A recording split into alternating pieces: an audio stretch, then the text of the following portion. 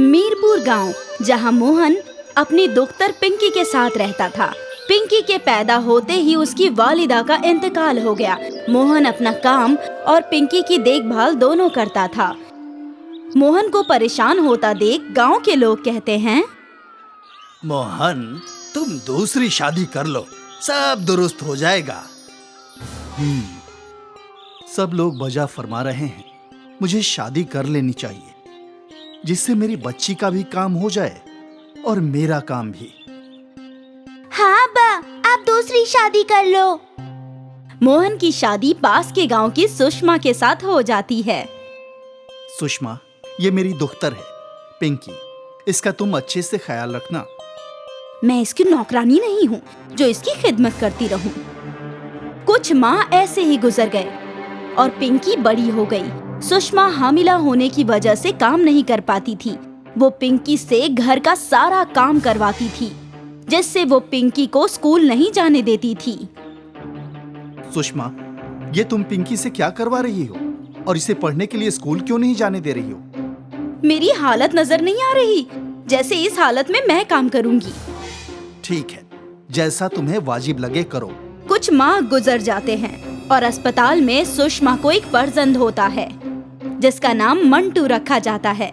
फिर सुषमा का बच्चा पैदा होने के बाद भी वो घर का काम नहीं करती थी। ये देखकर, सुषमा, अब तो पिंकी को स्कूल जाने दो। तुम फिक्र क्यों कर रहे हो? मैं उसकी देखभाल कर रही हूँ ना। वो लड़की है, उसे घर के काम सिखा रही हूँ। और मंटू तो लड़का है ना, उसे पढ़ा लिखा कर डॉक्टर इंजीनियर बनाएंगे। तो अपने काम पर तवज्जो दिया करो। पिंकी घर के काम के लिए कुएं पर पानी भरने जाती थी। उसी रास्ते में रमेश की समोसे की दुकान थी। पिंकी उसे भी कुएं से पानी भरकर उसकी दुकान पर देती थी। तो रमेश पिंकी को पानी के बदले में समोसा खाने को देता था। रमेश, तुम्हारा बेहद शुक्रिया जो मुझे समोसे खाने के लिए दिए। नहीं पिंकी, तुम शुक्रिया ना कहो, तुम भी तो मेरा काम कर देती हो ना। एक रोज मंटू स्कूल से आ रहा था, तभी वो पिंकी को समोसा खाते देख लेता है और घर आकर सुषमा को बता देता है। पिंकी पानी लेकर आती है तो सुषमा कहती है, किसके साथ तू अपना मुंह काला कर रही थी? कौन तेरा यार हो गया है जिससे तू गुफ्तगू करने लगी है? ऐसा कुछ नहीं है, आप गलत सोच रही हैं। वो कभी कभी रमेश को दुकान पर पानी लाकर दे देती हूँ, इसलिए वो गुफ्तगू कर रहा था। कुछ रोज बाद की बात है।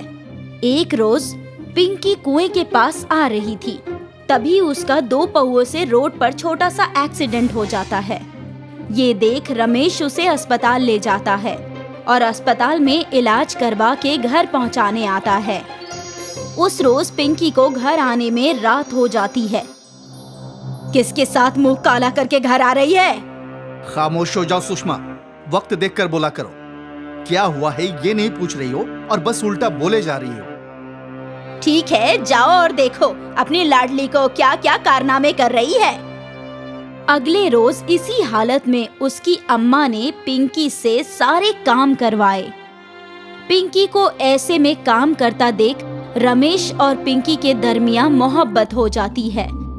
एक रोज रमेश ने अपने दिल की बात पिंकी को बता ही दी कि मुझे तुमसे मोहब्बत है। पिंकी ये सुनकर खुश हो गई और उसने हाँ कर दी। कुछ माह बाद एक रोज रमेश का ट्रक से हादसा हो जाता है और मौके पर ही उसकी मौत हो जाती है। उस वक्त पिंकी कुएं से वापस आ रही थी, तभी रमेश का हादसा देख अपना घड़ा छोड़कर दौड़ी दौड़ी आती है और रमेश को पकड़कर रोने लगती है। रमेश, उठ जाओ रमेश, तुम्हारे सिवा मेरा है ही कौन? तुम ही तो हो जो मुझे समझते हो। गांव वाले रमेश की लाश को लेकर चले गए।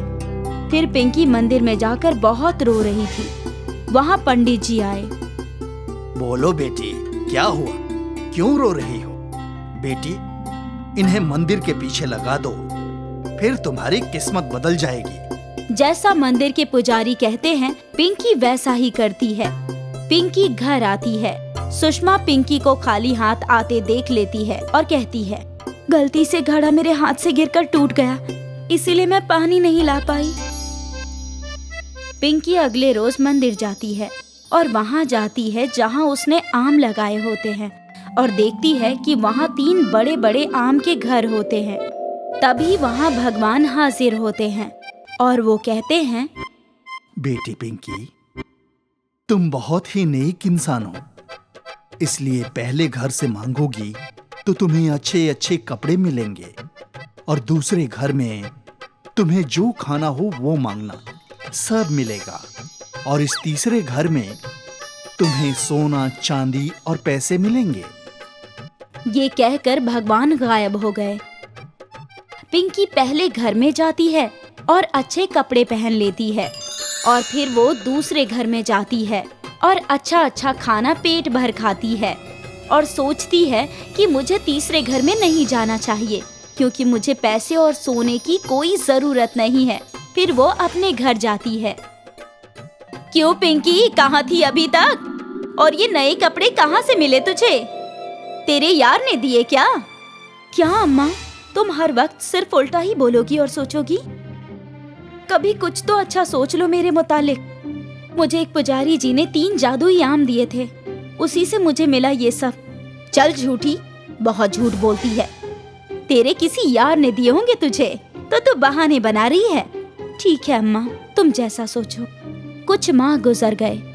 पिंकी ऐसे ही अच्छा खाना और अच्छे कपड़े पहना करती थी और तीनों घर की मदद से गांव और गरीबों की मदद किया करती थी और गांव की बेटियों की शादियों में जेवर और पैसे देकर खूब शोहरत कमाने लगी। अम्मा, तुम्हें इल्म है, ये पिंकी गांव की बेटियों की शादी में जेवर और पैसे देती है। सुषमा को ये सब सुनकर उसकी बात पर यकीन नहीं हुआ। फिर पिंकी का पीछा कर तीनों आम के घर तक पहुंच गई और जादुई आम का घर पैसे देने वाला है ये सब देखकर उसे लालच हो गया और वो सोने वाले घर में दाखिल हुई। जादुई आम के घर, मुझे ढेर सारा पैसा और जेवरात दो। ऐसा कहते ही सुषमा के गले में ढेर सारे सांप बिच्छू लटकने लगे और उसके आसपास कंकड़ पत्थर और सांप घूमने लगे। ये देख सुषमा बेहद खौफजदा हुई।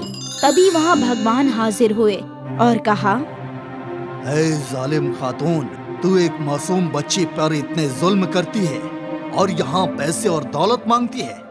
जा, भाग जा यहाँ से, नहीं तो तुझे ये सांप और बिच्छू काटकर मार डालेंगे। ये सुनकर सुषमा फौरन वहाँ से बाहर निकल गई और पिंकी से माफी मांगने लगी।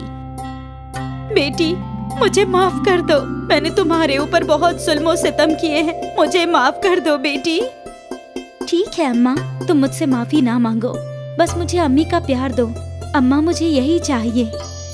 ये सुनकर सुषमा खुश हो गई और पिंकी को अपनी दोख्तर की तरह मानने लगी और उसने लालच करना छोड़ दिया।